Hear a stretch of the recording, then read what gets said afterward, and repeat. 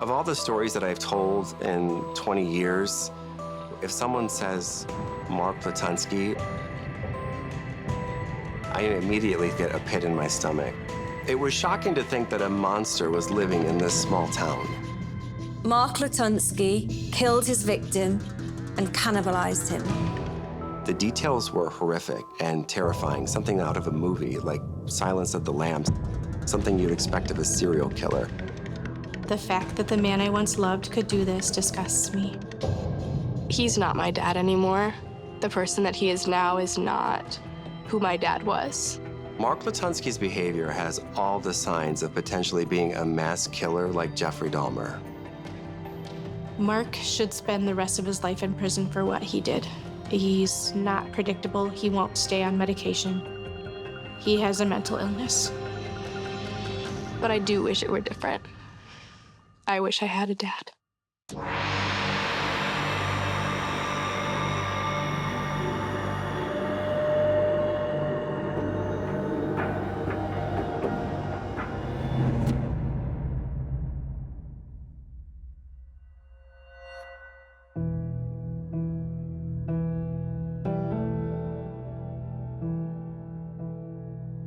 My name is Emily Latunski, and I am Mark Latunski's ex-wife. This photo is of him in the house that we bought together after we got engaged. He was so excited about buying a house together, and he wanted me to be happy with what the house looked like. It was very old and the foundation was crumbling, so we had it lifted and put a whole new basement underneath it. This is a photo of the house shortly after the basement was completed. We bought this house with the intention of raising our family and having love and laughter and fun, and it being the house that we would be in forever. And I never could have imagined that it would be the scene of a horrific crime in the future. It was in this basement in Maurice, Michigan, that 50-year-old Mark Latunski killed 25-year-old Kevin Bacon. Mark picked him up, brought him to his house. They had consensual sex, and then Mark stabbed him. And when that didn't work, he slit his throat. Mark Latunski hung him up by his ankles and ate his testicles. Mark had transformed the basement that he'd first built as a play area for his children. This was Mark Latunski's sex dungeon in the basement, and this is the room where Kevin Bacon's body was found. My name is David Custer. I'm a reporter in Michigan, and we extensively covered the case involving Kevin Bacon and Mark Latunski. This story was unlike any other story that we've ever told, and I've been doing this for a couple of decades now. When someone brings it up, immediately just sends chills down my spine. When we think about maybe what had happened in Kevin's final minutes, it makes you sick to your stomach. It's just hard to believe that another human could do this to someone.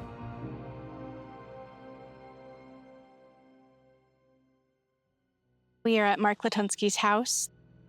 It's abandoned, nobody's living in it. And it breaks my heart that this was the house where we were supposed to raise our family together.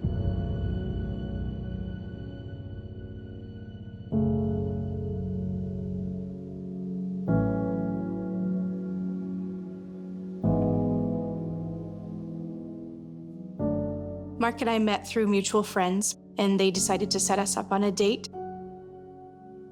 I liked his calmness. He was very passionate about the things that he believed in. I liked that. He was very hardworking and kind. He was very kind. At the time, Emily was working as a preschool assistant teacher. Mark was a research chemist. He went to school to be a chemist, graduated from Central Michigan University, and then went to Iowa State University and graduated from there with his master's. Mark Latunski was an extremely intelligent person. He was valedictorian of his class. He graduated top of his class. He went to college, went to 2 different universities, and then moved back to his hometown. He got a job at a chemical company as a lab manager. Emily fell in love with Mark over the course of a year of dating him. I liked the fact that Mark was a very gentlemanly person. He was quiet, he was kind, and he was also active in our community, and he was always willing to help people if they needed help. He always kept his hair short. He was always clean shaven. He might grow a mustache here and there.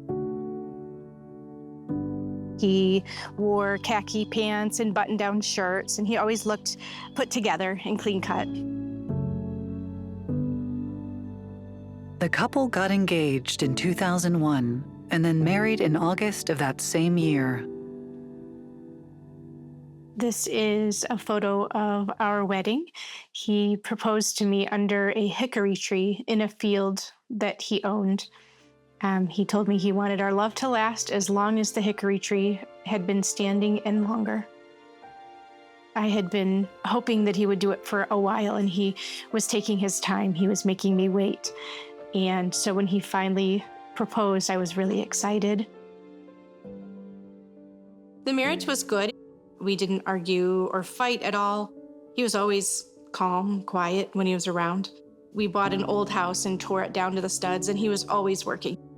When he found a project, he worked and worked on it until he was done. He's always needed something to do.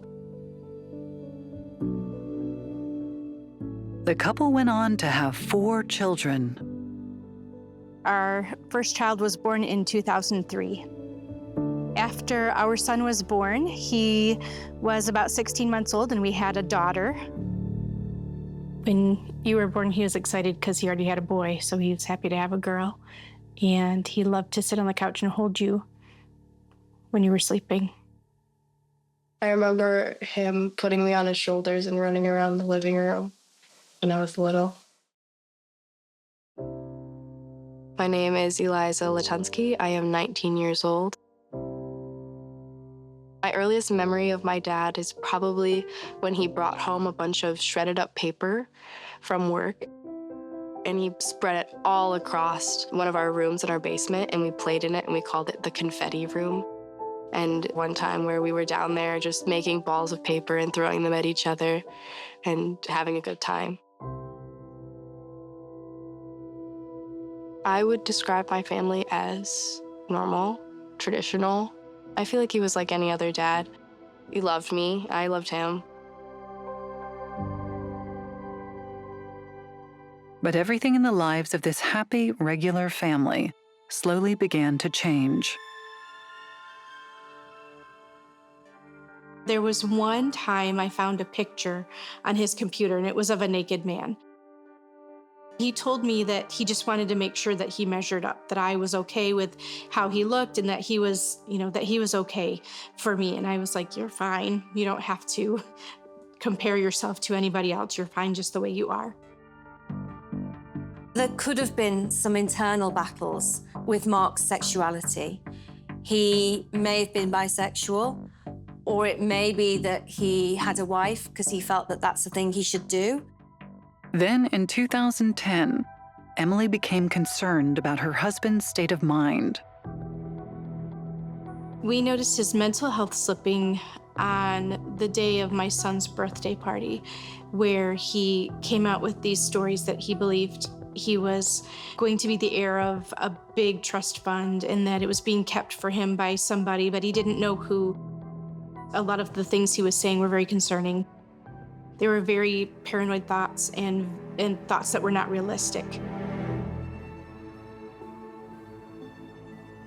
He was starting to have something called delusions, almost losing touch with reality.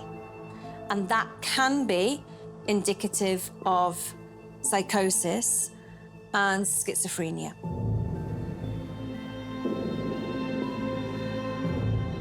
He was such a gentle person.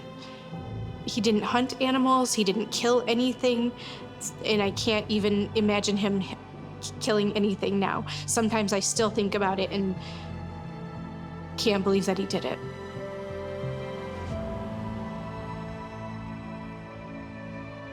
Emily and Mark Latunski had been happily married for 9 years and had 4 children. When Mark started to exhibit signs of mental illness, their relationship began to change. He came out with a theory that he was not actually his mother's son, but he was his mother's brother. And that there was a family fortune that it was his to inherit.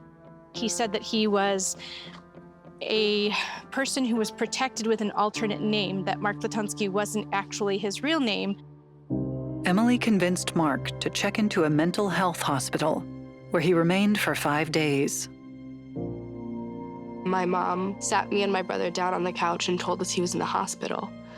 And I couldn't understand it at the time, because I was little. They said he was under extreme stress. There had been some issues going on with his family at the time. And they sent him home on a medication that he stopped taking as soon as he got home. He told me he didn't need medication. There was nothing wrong with him. Mark also made a shocking revelation.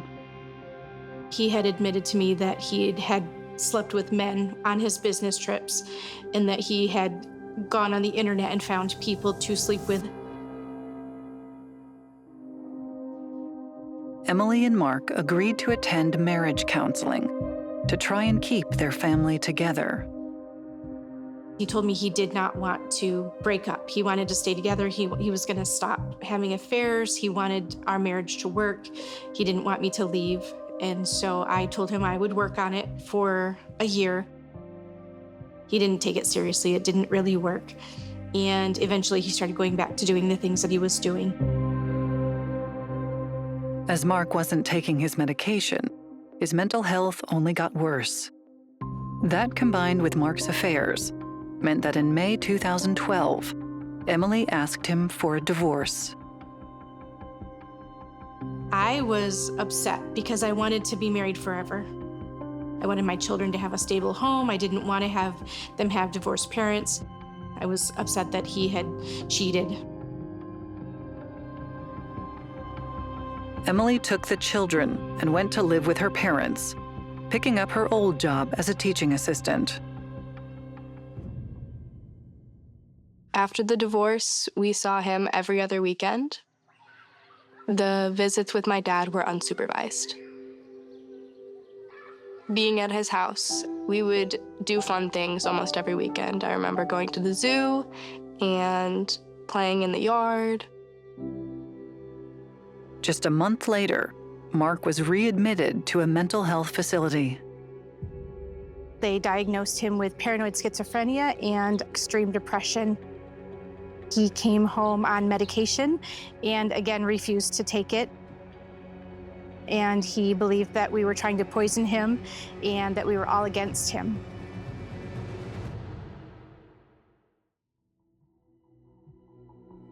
With schizophrenia, it can be that it's been lying dormant and actually stressful life events can trigger an episode. It could be hypothesized that he was dealing with an internal struggle about his sexuality. And the stress that he was experiencing triggered an episode of schizophrenia. Mark was permitted custody of the children for 2 weeks during the summer of 2013. But when he was due to give the kids back to Emily, they didn't show up.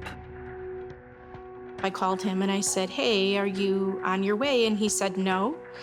And I said, "You need to bring the kids back." And he said, "I'm not going to bring them back. And if you don't like it, you can call the police." So I called the police, and the police told me there was nothing they could do. My lawyer was able to get an order ordering the immediate return of my kids for the next day. And so when we went to his house with the order, he was gone. He wasn't there, and the kids were not there. And the police called him, and he answered the phone, and he told them he was at a water park with the kids, and he was not bringing them back. I was only 9. We all sat down outside on a picnic table, and he told us we were going to a water park, and that was kind of exciting from what I remember, and we all got in the car and drove there. And then at the water park, we were playing and splashing around. I did not realize that we were kidnapped. The police went to the water park, arrested Mark, and safely returned the children to Emily. He was charged with 2 counts of attempted kidnapping and custodial interference. He was found not competent to stand trial for those charges, and so they eventually dropped them because they decided it wasn't worth prosecuting him for. It's difficult to work out in that period of time whether Mark is losing his connection with reality, and in his head he strongly believes that Emily is a bad person and he needs to hang on to his kids, or is this part of a battle with her where he feels aggrieved that she's left him and he wants to hang on to the kids as a form of punishment. He was ordered only supervised visits with the kids. The judge told me that I could set up supervised visits with him, and so I did that. The first visit he came to, and then after that, he didn't show up. He didn't like being supervised, so he decided not to see them. I had no contact with my dad for 4 years after the incident. I feel like I got quite angry in those 4 years because he wasn't there, and I no longer had a normal family. During the 4 years Eliza didn't see her father, Mark got remarried, this time to a man named Jamie. Jamie described Mark as a loving husband. He said he was happy in the relationship. They had a lot of things in common. They enjoyed each other's company, and it was just a great start to their relationship. I never tried to contact Mark during that time. He was still paying child support, so I never had a reason to contact him. The kids were disconnected from him. They were upset with him that he had taken them and not returned them. So they never really asked to see him. In 2018, Mark suddenly got back in touch with Emily. Mark contacted me through my lawyer with a letter, and he told me that he wanted to start seeing the children again. It was just us being told one day that we were going to have visits with our dad again. There was no connection anymore. He was my dad, and I did love him, but it was still awkward. I was angry because it felt like he abandoned us. And now he just got back like nothing happened. There was no "I'm sorry." It was just, he was my dad again. You've got a father who has gone away and then returns as if nothing has happened. And for a child, that is incredibly difficult to wrap your head around, because in that moment you feel angry, abandoned, rage-fueled, because it's like, how could you do this to me? Eliza's response is entirely natural for the circumstances that she's in. When Eliza met up with her dad again, she hardly recognized him. His hair was pretty long and his beard was long and braided. His appearance changed drastically. He always was clean cut. And then he had long hair, long beard, and he looked very unkempt. Then suddenly, Mark's relationship with both his kids and his husband would come to an end. The kids stopped seeing Mark in February of 2019.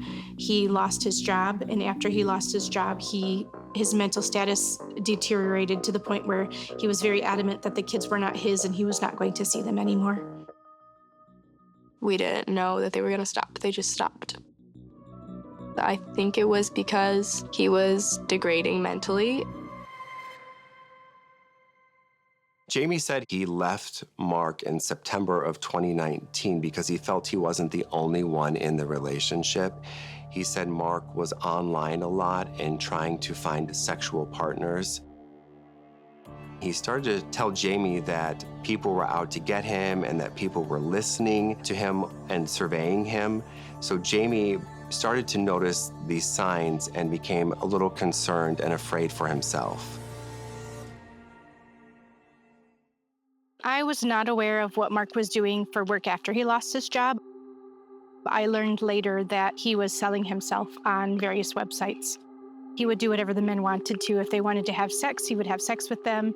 If they wanted just to cuddle, he would cuddle with them. He was open to doing whatever as long as they paid him.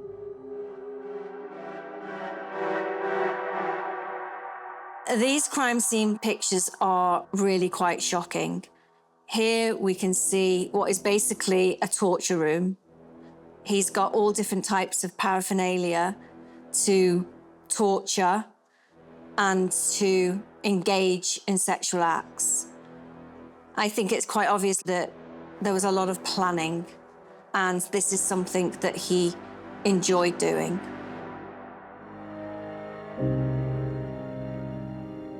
In late 2019, Mark Latunski had deteriorating mental health. He was now living alone after his husband had left him, and he was no longer in contact with his ex-wife and children. He had also lost his job and had started selling himself for sex on different websites. There were two separate incidents where two men had been reportedly escaping from Mark Latunski's home.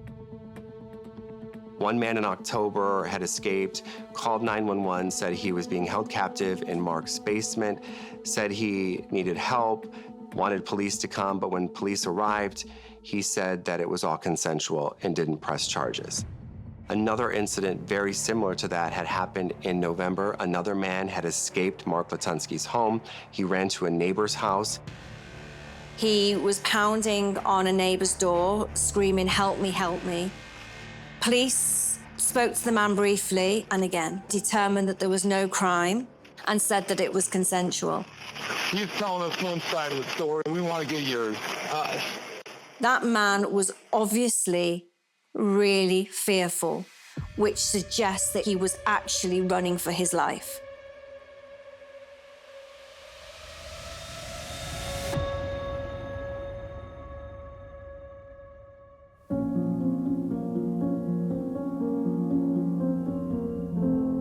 On Christmas Eve 2019, a young man called Kevin Bacon had been chatting to Mark Latunski on Grindr, and they were discussing what they would like to do to each other sexually. Kevin Bacon was a hairstylist in the Flint, Michigan area. He was attending university at the University of Michigan, Flint. He was described by his coworkers and friends as a nice, empathetic, kind-hearted person. He often would get on apps like Grindr for sexual hookups. Mark picked Kevin up at a shopping center. He had a play scenario going on where he let Kevin choose things to wear, and from what I understood, he wanted a kidnapping type scenario. So Mark brought handcuffs and other things with him for Kevin to put on when they got there. He put them on. He got in the back of Mark's car. Mark drove him to his house, blindfolded and covered with a blanket.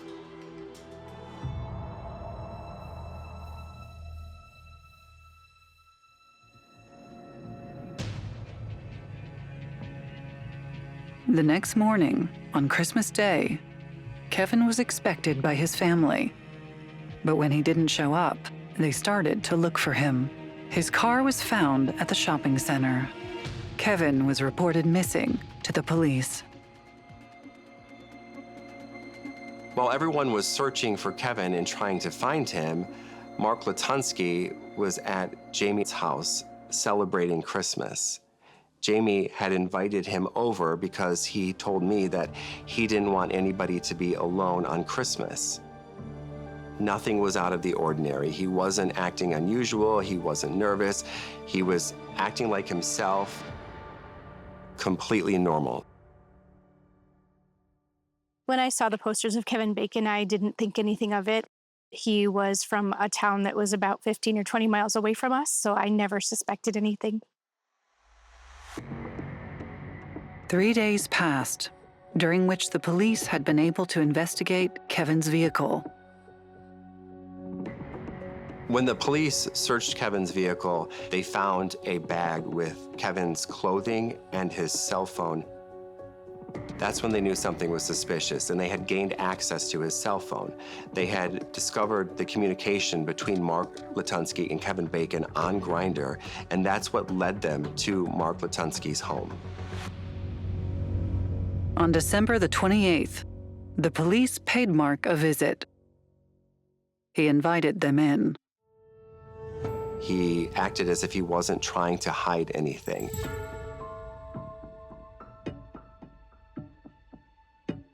When police were looking around the house, they had noticed that there was a secret room in the basement behind what they described as a sliding barn door. And when they gained access, that's when they had found Kevin's body still suspended upside down, hanging in that room.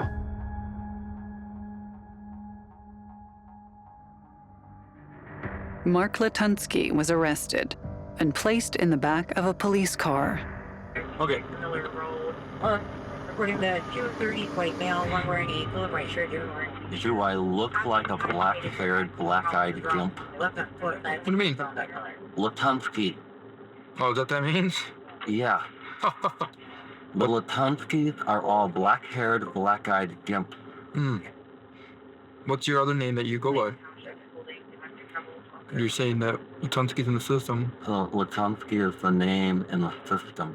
My name is not Latunski. What is it? Edgar Thomas Hill. Oh, yeah? He doesn't seem stressed. He doesn't seem agitated. He's not showing any signs that Kevin Bacon's body has been hanging there dead in his house for so many days right now. But he's also saying he's not who he says he is, which kind of shows signs that he suffers some severe mental illness just by the way that he's acting in this police cruiser. He's claiming to be Edgar Thomas Hill. How'd they get Latunski? I was raised by Latunski. Oh, okay. That's quite a specific name and a specific thing to say. This could indicate that either he was trying to fake mental illness, or it actually was a symptom of his psychosis. So it is likely that some of the bizarre things that he said was a symptom of his schizophrenia. Word soon spread around the community about Kevin's body being discovered in Mark's basement. I found out that Mark was involved in Kevin's death a couple days after it happened, when it all hit the news. At the time, I thought maybe it was a fetish gone wrong, that something had happened on accident.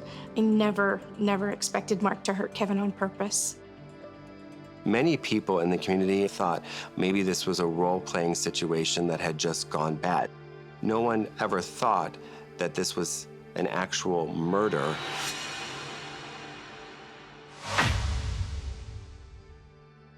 Mark was taken in for questioning, where he continued to insist that he wasn't Mark Latunski. No. My name is Edgar Thomas Hill. I am a Thomas of Wales, and I reached out to the people in Great Britain to find out if there are any more. Okay. Because as I have looked amongst my blood relatives, I don't think there are any other Thomas of Wales of the Thomas of Wales clan left except for me. There are signs then that Mark seems to be struggling with his connection with reality, and he can't tell what's real and what's not. But from his point of view, he is absolutely fine. There's nothing wrong with him, but there's something wrong with the people around him. Mark Latunski told the police officers that Kevin Bacon had asked him to kill him. He said it was part of the sexual fantasy that Kevin Bacon had wanted to live out. And Mark told police that he fulfilled that and that he was going to make Kevin disappear. As the investigation progressed, the true depravity of the murder emerged. When they arrived at the house, there was sexual intercourse between Kevin and Mark, and then Mark led Kevin downstairs into the basement. He was still wearing the blindfold, and he stabbed Kevin in the back of the neck and then slit Kevin's throat. And then he used a rope and tied it around Kevin's ankles, and he had some kind of pulley system, and he suspended Kevin, hanging him upside down. To kill Kevin and slit his throat, and then get his body up and tied by his ankles, would have taken a lot of effort. So this shows the conviction that he used when he did this.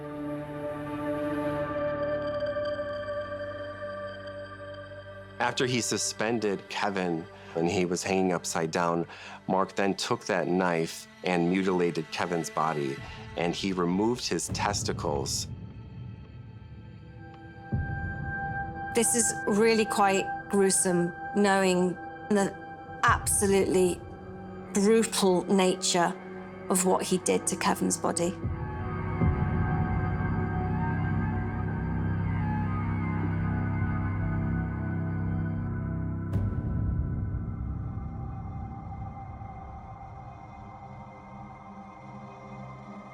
Mark was questioned about cannibalizing Kevin's testicles. Where did you do that? I mean, On the kitchen stove. like with a frying pan? It was the griddle. I mean, I eat Rocky Mountain oysters anyway. Sure. I have a carton of them that I bought. And so it's really very simple. You slice them thin, you saute them with some Worcestershire sauce, and then once they're done, you just eat them. I believe that Mark thought he was going to gain some sort of strength from eating parts of Kevin. On December 30th, 2019, 50-year-old Mark Latunski was charged with the murder of 25-year-old Kevin Bacon. I was shocked, and there were lots of tears, lots of crying.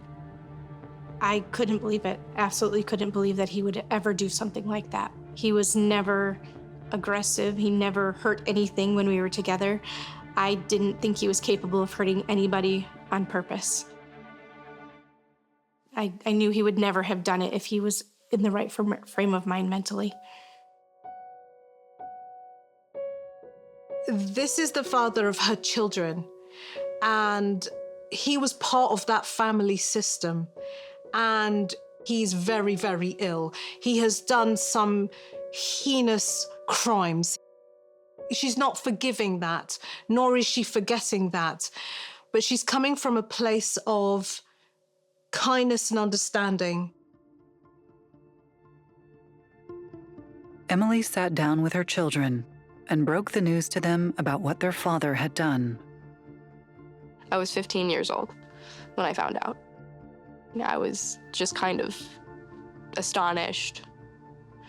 Like, it was surprising. I didn't know that he could do something like that.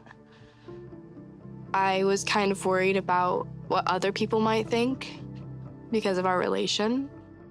The fact that my dad killed Kevin and ate parts of him is just uncomfortable. He's not the person that I knew. It's not something that I ever thought would happen.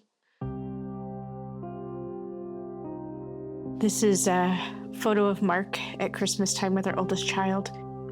Christmas after what happened with Kevin was different. I had people sending me messages telling me that I had no right to celebrate Christmas and be happy with my kids because of what happened with Kevin. And even though we had nothing to do with it, it still affected Christmas for us. It would be nearly 3 years before Latunski was deemed mentally competent to stand trial for the murder of Kevin Bacon. The date was set for October 18th at Shiawassee County Circuit Court. It came by a surprise to everyone that just weeks before the trial was to begin, that Mark Latunski pleaded guilty.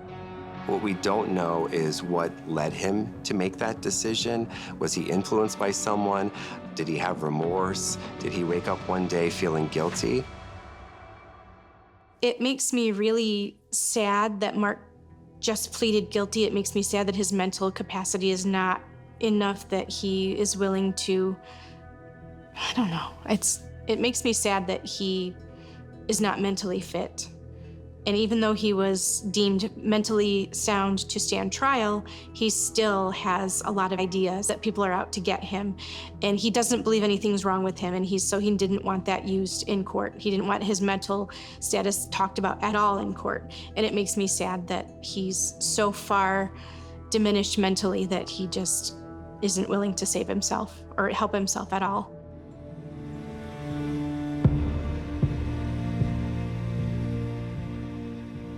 On December 15th, 2022, Mark was sentenced to life in prison without the possibility of parole for the murder of Kevin Bacon and an additional 11 to 120 months for mutilating Kevin's body.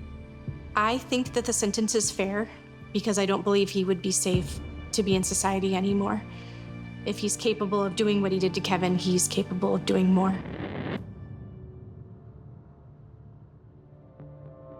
I don't know if we will ever really know if Mark has remorse for Kevin's murder, considering he did plead guilty. His defense attorney had said that he made this decision and he regretted the actions of what happened to Kevin Bacon, but Mark Latunski himself has never said that he had any remorse for what he had done to Kevin. The impact of Mark's actions on his family has been profound.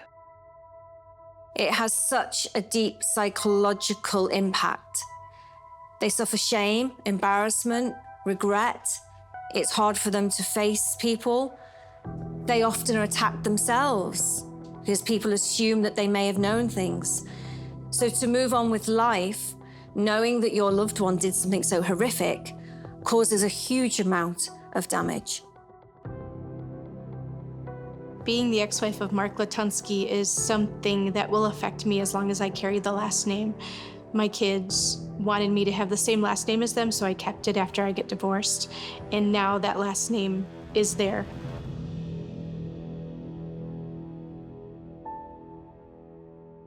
I have cried lots of tears over it, and now it's something that is far enough in the past that it doesn't make me cry when I talk about it anymore.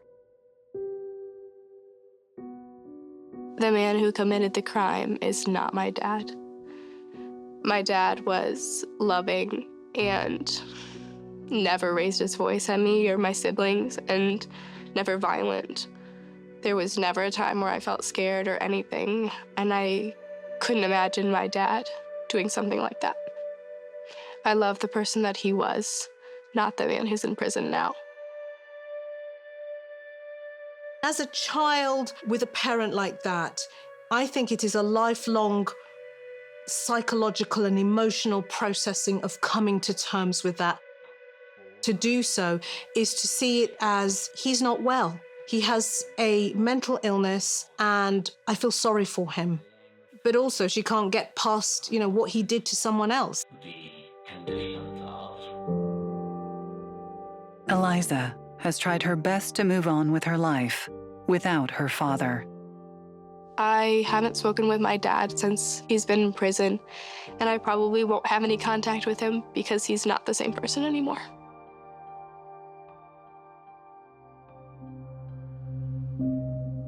Mark was once a person who had a great job, he had a great family, he had people he loved, he worked hard, and his mental illness caused him to spiral down into behavior that he never would have been capable of in the past.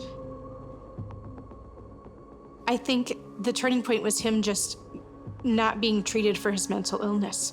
I think that he went so far down into his mental illness and his fantasies that there was no coming back from it.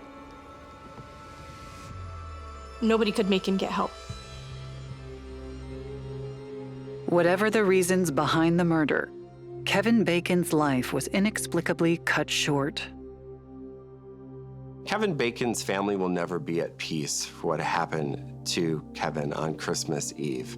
It was just something that will haunt them for the rest of their lives, especially around Christmas, which had been such a happy time for this family. Now, all of their memories of Christmas are going to haunt them thinking about what happened to Kevin.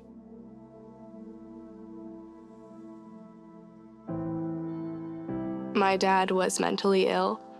Him killing Kevin was part of his mental illness, and it's incredibly sad that he got to that point. And I sympathize with Kevin's family because it should not have happened. My heart breaks for Kevin and his family. I can't imagine losing a son in such a violent, brutal way as he did. I have a son, and so I can't imagine what his mother is feeling.